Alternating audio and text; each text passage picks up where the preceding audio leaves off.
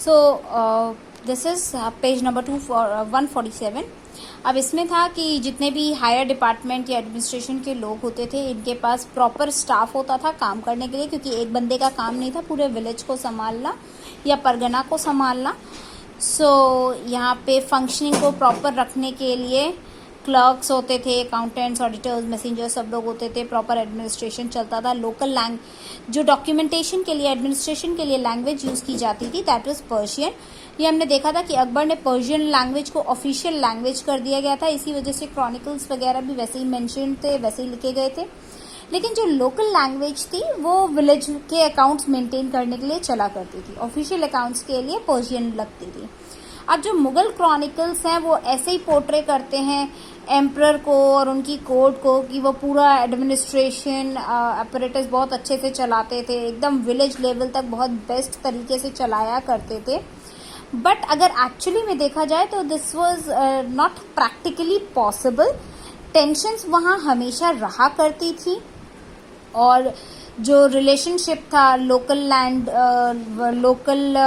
लोगों का, जो लैंड ओनर्स थे और ज़मींदार्स का, उनके बीच में हमेशा वो होते रहते थे, कॉन्फ्लिक्ट्स होते रहते थे। और मुगल एम्परर जो थे वो भी, उनके साथ भी कई बार कॉन्फ्लिक्ट्स देखने में आते थे जब भी शेयरिंग ऑफ रिसोर्सेज की बात होती थी।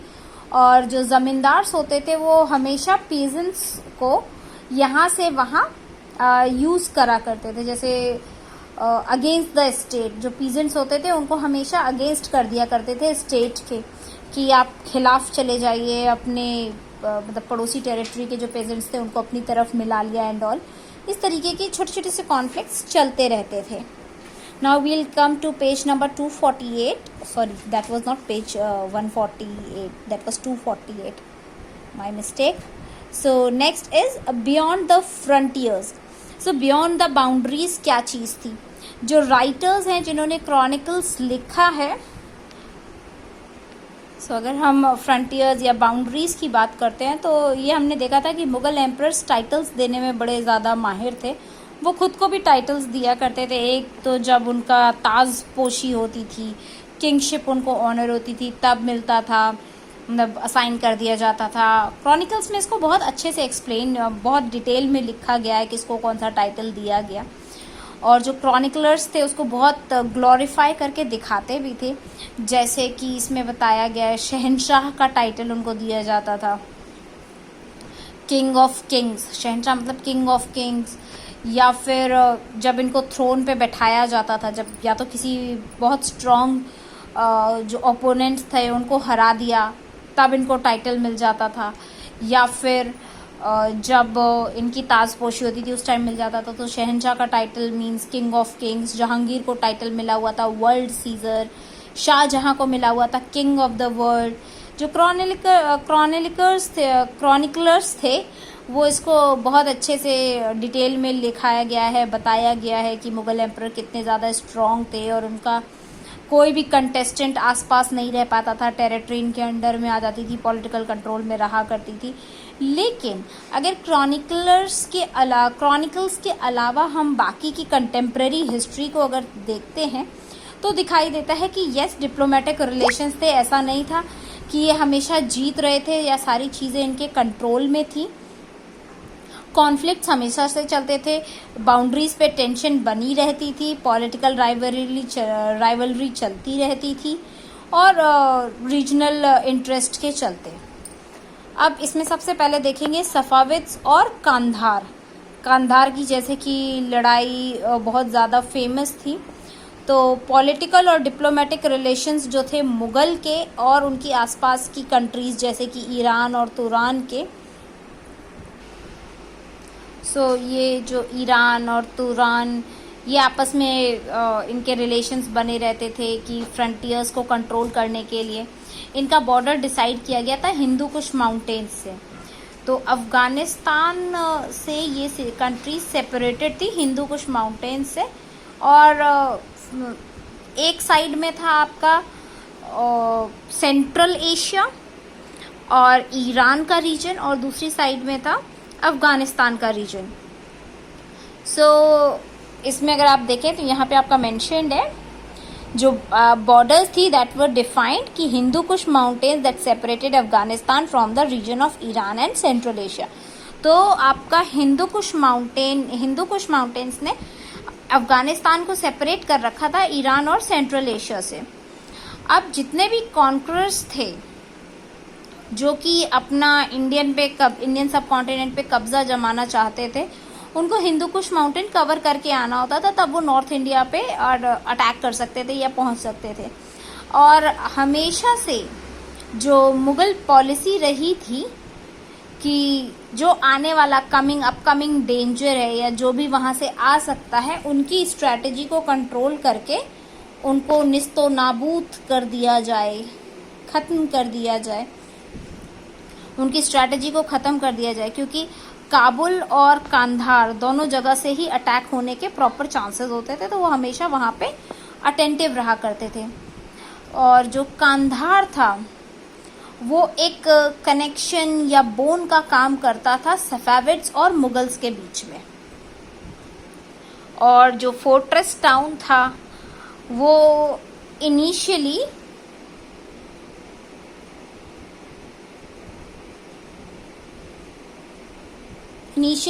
हुमायूं के कब्जे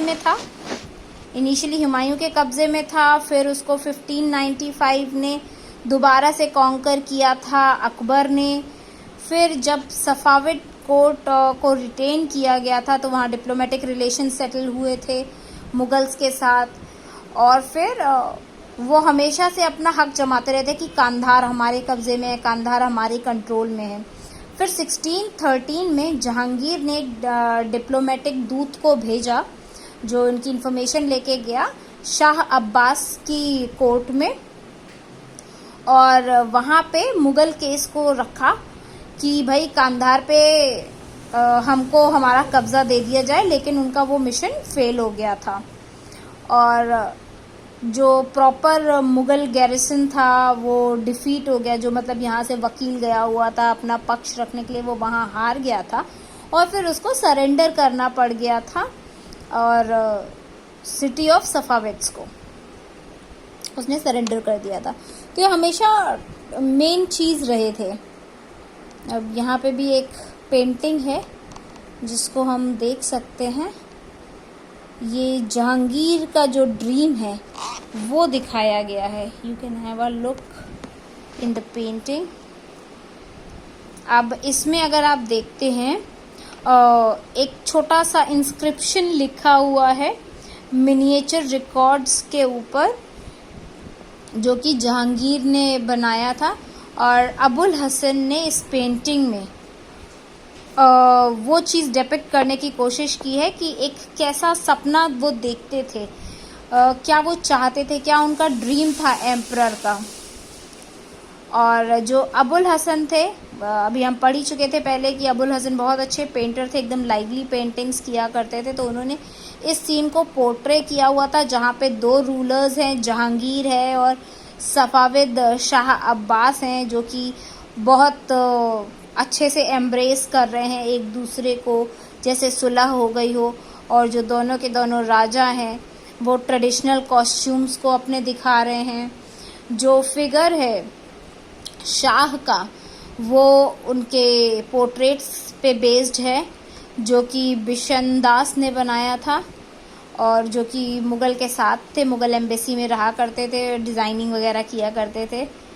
और इन ईरान इन 1613, और इसकी वजह से एक ऑथेंटिसिटी मिलती है इस सीन को, जो कि फिक्शनल था।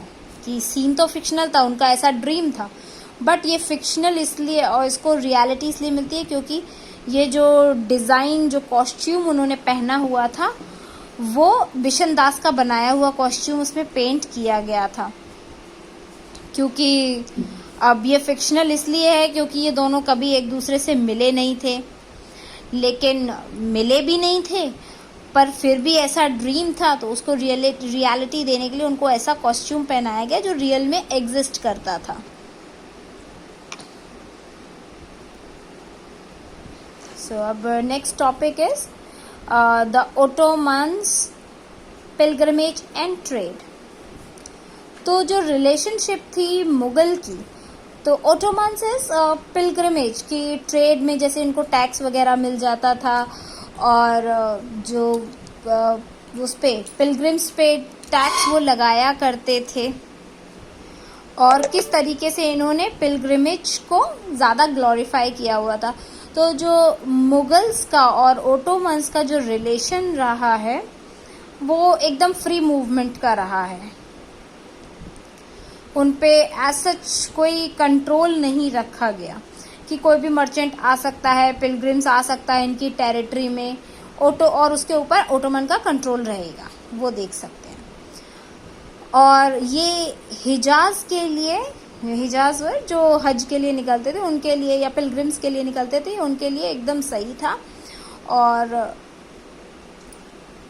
ओके सो अब ये था कि हाजीज जो जाते थे उसमें किंग को कोई प्रॉब्लम नहीं थी, वो अच्छे से ट्रेड मेंटेन करके रखते थे। इनफैक्ट जो हज के लिए लोग जा रहे होते थे, जैसे कि मक्का, मदीना, जो अरब में मेन चीज़ें हुआ करते, मेन पिलग्रिमेज थे, तो उसका भी पार्ट हुआ करते थे। लोग जो जा रहे थे हाजीज, तो उनके हाथ से वो चीज़ें एल्म्स के लिए या मनी या डिस्ट्रीब्यूट करने के लिए, कंट्रीब्यूट करने के लिए उनके साथ भी भेज दिया करते थे। कई सारे मर्चेंडाइज चले जाते थे, जैसे एडन और मोखा के लिए, जो कि रेड सी पोर्ट्स में भी जाते थे, और फिर ये चीज़ें उनके हाथों से भिजवाकर वहाँ पे डिस्ट्रीब्यूट करवा दी जाती थी, just for as in charity. तो सेल्स हो जाता था चैरिटी के साथ, तो वो इसको हमेशा कॉपरेट करते थे। लेकिन फिर औरंगज़ेब ने देखा कि ये जो पैसा अरेबिया में भेजा जा रहा है, अरब में भेजा जा रहा है, वो वहाँ पे मिसयूज़ हो रहा है, अप्रोप्रिएटली यूज़ नहीं किया जा रहा। तो फिर उसने सोचा कि ये जो पैसा अरब भेज रहे हैं उससे बेटर है इस पैसे को हम इंडिया में डिस्ट्रीब्यूट करवा देते हैं, जो कि यहाँ पे देखने लायक है। Was as much a house of God as Mecca, क्योंकि यहाँ भी वैसा ही है, वो ये भी भगवान का ही घर है जैसा कि मक्का में है। तो फिर औरंगज़ेब ने वो चीज़ें कंट्रोल करवा दी थी। Now it's Jesuits at the Mughal court. So अगर हम इस हेडिंग के अंडर में देखें तो यूरोप को अब इंफॉर्मेशन मिल गई थी कि इंडिया के पास बहुत बहुत रिच कंट्री है, और ये सारी इंफॉर्मेशन उन्हें जेसुइट्स मिशनरीज के तरफ से मिली थी। अब जेसुइट मिशनरीज क्या थी? ये सबसे ओल्डेस्ट रिटन राइटर्स थे, जो कि यूरोपियन राइटर्स को मिला था जेसुइट के तरफ से। इसको हम ऐसे समझते हैं कि जेसुइट मिशनरीज के जो ट्रैवलर्स थे वो इंडिया में आए थे अकबर की कोर्ट के टाइम पे। वो मर्चेंट्स भी थे, वो डिप्लोमेट्स भी थे, और फिर वो वापस भी ट्रैवल कर करके गए थे। तो जेसुइट के अकाउंट्स जो थे, उनके जो इम्प्रेशंस थे मुगल कोर्ट के, वो उन्होंने राइटिंग्स में लिखे हुए थे। तो यूरोपियन राइटर्स को वही बेसिस इन्फॉर्मेशन का मिला था कि ये सो एंड सो इंडिया नाम की कंट्री है, जो कि वेरी वेल फ्लरिश्ड है, and we should go there.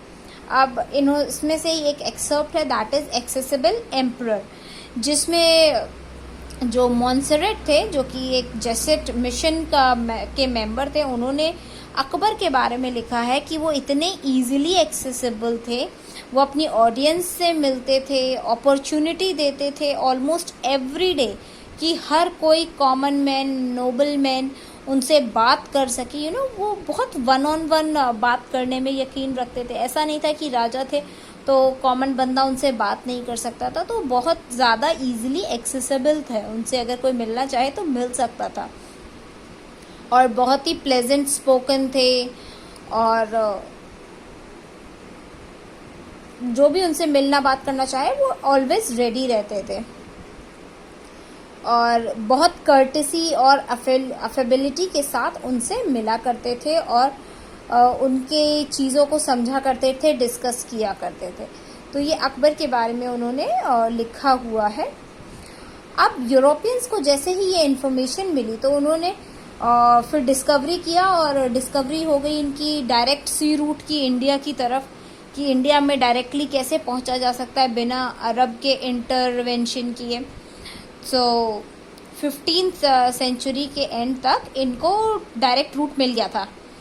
अब जो पोर्टुगीज़ मर्चेंट था उन्होंने अपना नेटवर्क यहाँ ट्रेडिंग स्टेशंस बना लिए, कोस्टल सिटीज़ बना ली। फिर पोर्टुगीज़ किंग जो थे वो इंटरेस्टेड थे कि यहाँ पे क्रिश्चियनिटी फैला दी जाए मिशनरीज़ की हेल्प से, और सोसाइटी ऑफ जीसस की जो मिशनरीज़ हैं उनकी हेल्प से। So that is Jesuits. जो सोसाइटी ऑफ जीसस थी, जो जीसस में बिलीव करते थे, उनको जेसुइट्स कहा जाता था। उन्हीं के थ्रू इनको इन्फॉर्मेशन मिली थी यूरोपियंस को। तो ये अपना क्रिश्चियनिटी फैलाना चाह रहे थे। तो क्रिश्चियन मिशंस जो आए थे इंडिया 16th सेंचुरी में, वो भी इस पूरे जो ट्रेड का प्रोसेस था और एम्पायर बिल्डिंग था उसका पार्ट बने थे। अब जो अकबर थे वो क्रिश्चियनिटी के तरफ बहुत ज़्यादा क्यूरियस हो रहे थे, और उन्होंने एक एम्बेसी खोलने दी, एक एम्बेसी भेज दी गोवा, जिससे कि वो जेसुइट्स प्रीस्ट्स को इनवाइट कर सके कि आप आइए और अपना प्रीचिंग्स दीजिए। जो पहला जेसुइट मिशन खुला वो मुगल कोर्ट पहुंचा फतेहपुर सीकरी इन 1580 और वहाँ पे रुका अबाउट 2 years। और जो जेसुइट्स थे वो उन्होंने अकबर से बातें की, क्रिश्चियनिटी के बारे में बताया, और उनकी जो वर्च्यूज़ थी उल्मा के साथ वो बताई, क्या चीज़ें दोनों में सिमिलैरिटीज़ हैं वो बताएं। और 2 more मिशंस भेजे गए मुग़ल कोर्ट में, लाहौर में, क्योंकि कुछ टाइम के लिए इनका जो कैपिटल था वो लाहौर भी रहा था, तो लाहौर भी भेजा गया 1591 में और 1595 में।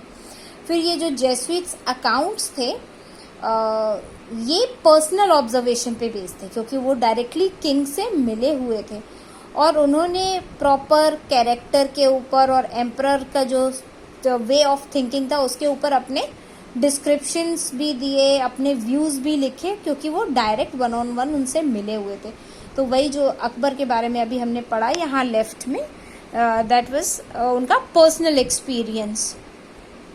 जो पब्लिक असेंबलीज थी जेसुइट्स की वो जगह जगह पर होने लगी, क्लोज प्रॉक्सिमिटी में अकबर की, कि भाई जहाँ अकबर होते थे उनके आसपास ऐसी वो रखी जाती थी, जहाँ पे ऐसी पब्लिक असेंबलीज रखी जाती थी जहाँ पे ये प्रीचर्स आते थे और अपने अपने रिलीजन के बारे में डिस्क्रिप्शन देते थे। और वो फिर अकबर के साथ अकम्पनी भी करने लग गए कैंपेन्स में, और उनके बच्चों को भी वो चीज़ पढ़ाई जाने लग गई, और उनके जो इम्पोर्टेंट लेजर आवर्स थे जिसमें वो पढ़ाई वढ़ाई किया करते थे उसमें भी इंफॉर्मेशन दी जाने लग गई। और ये जो जेसुइट्स अकाउंट्स थे उनने काफ़ी सारी इंफॉर्मेशन पर्शियन क्रॉनिकल्स में भी मेंशन की कि कैसे स्टेट ऑफिशियल्स रहते थे, कैसे जनरल कंडीशन ऑफ लाइफ थी, मुगल टाइम्स कैसा था, ये सारा कुछ उसमें मेंशन था। Now it's questioning formal religion.